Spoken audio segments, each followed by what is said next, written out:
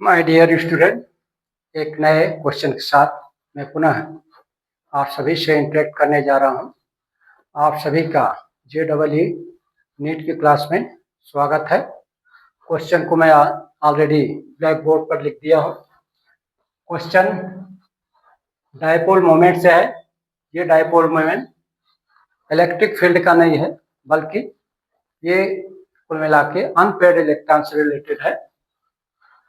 और इसमें आयन दिए हुए हैं, 5 आयन। फर्स्ट आयन है titanium, third ion. B option में chromium, second ion.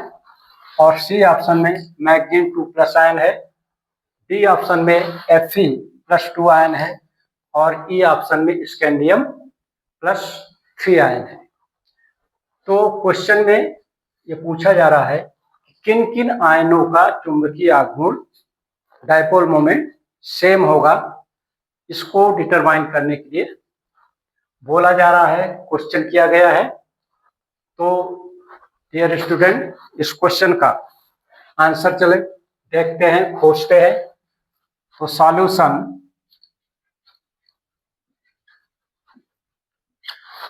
Titanium element का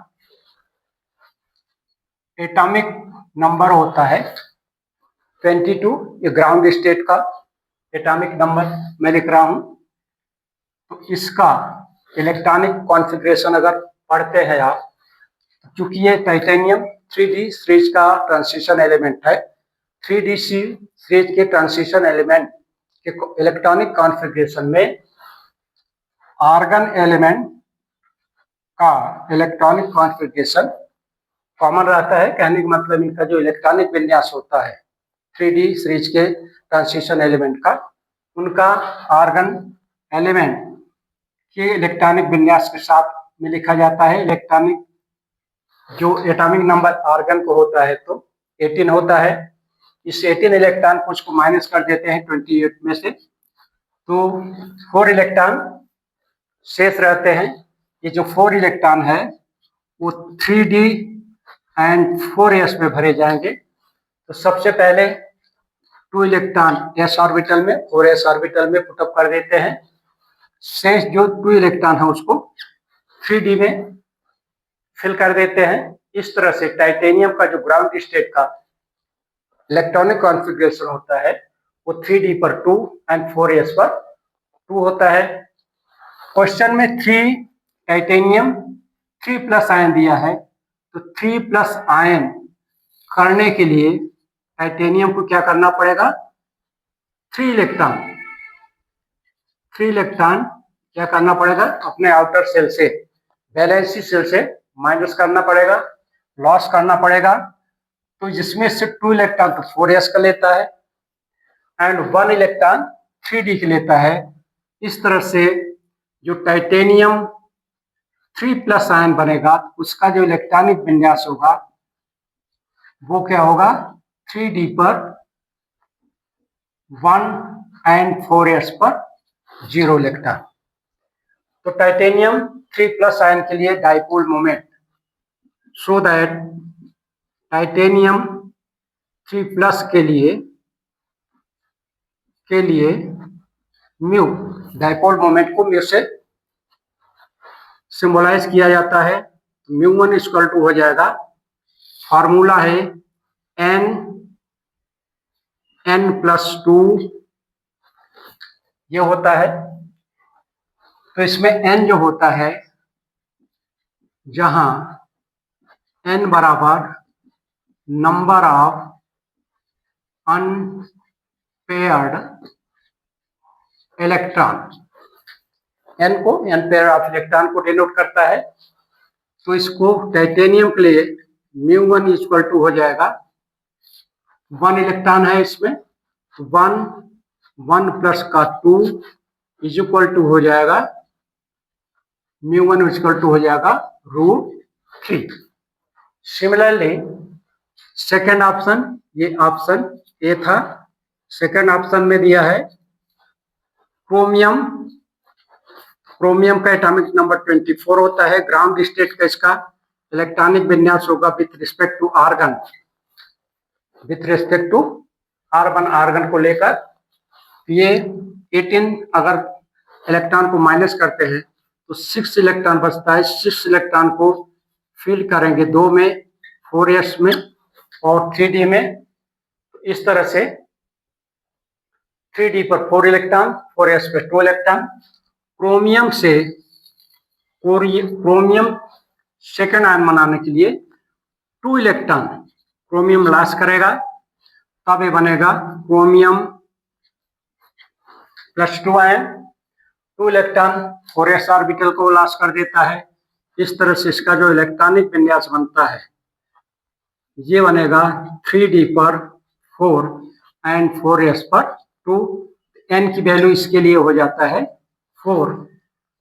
तो μ2 इक्वल टू यही कैलकुलेट कर लेते हैं। μ2 इक्वल टू हो जाएगा n 4 + 2 इज इक्वल टू, ये हो जाएगा 24। तो क्रोमियम सेकेंड या 2+ आयन के लिए जो डाइपोल मोमेंट की वैल्यू होगी वो √24 हो जाएगी। इसी तरह से सी ऑप्शन में दिया है मैग्नीज आयन। मैग्नीज का अपन देखते हैं, इसका एटॉमिक नंबर 25 होता है।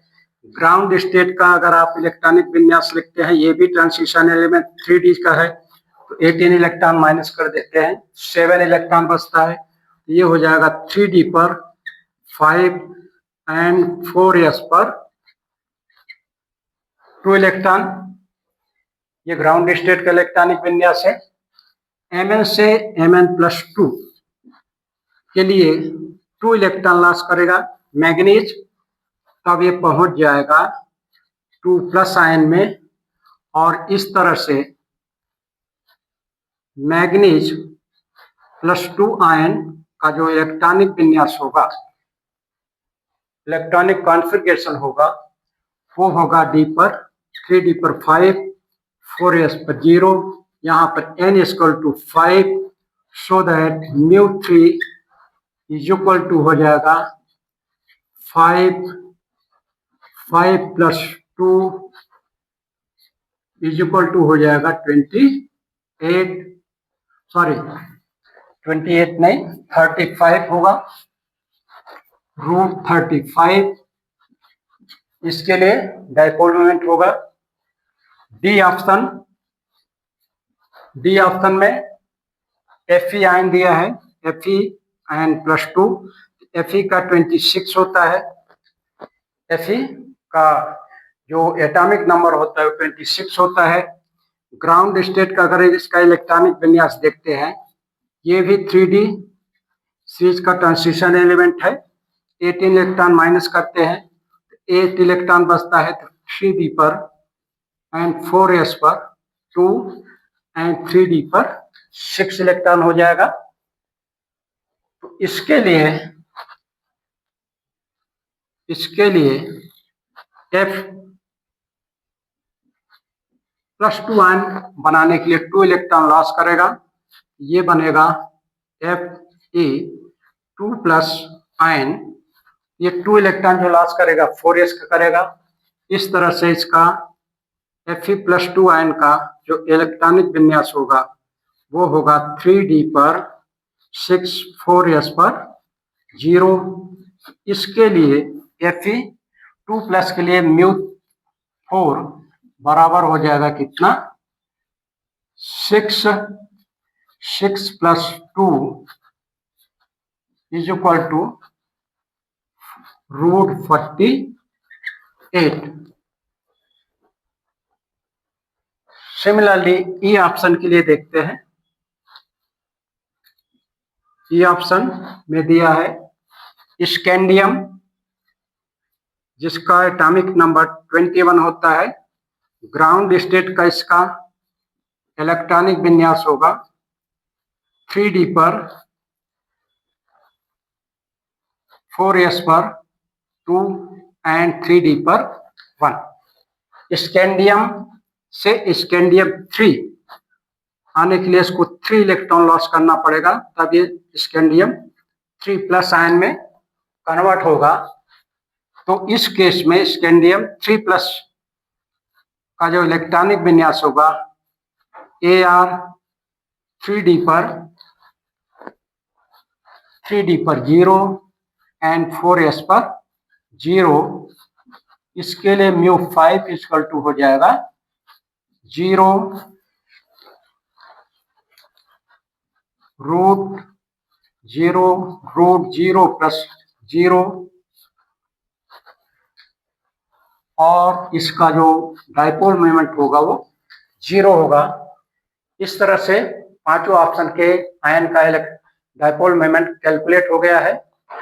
फर्स्ट टाइटेनियम के लिए डाइपोल मोमेंट कितना था, √3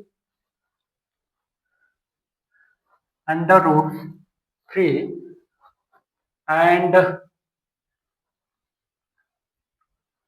इसका है 26 में से 8 2 एंड F+2 10 इलेक्ट्रॉन निकल गया 6,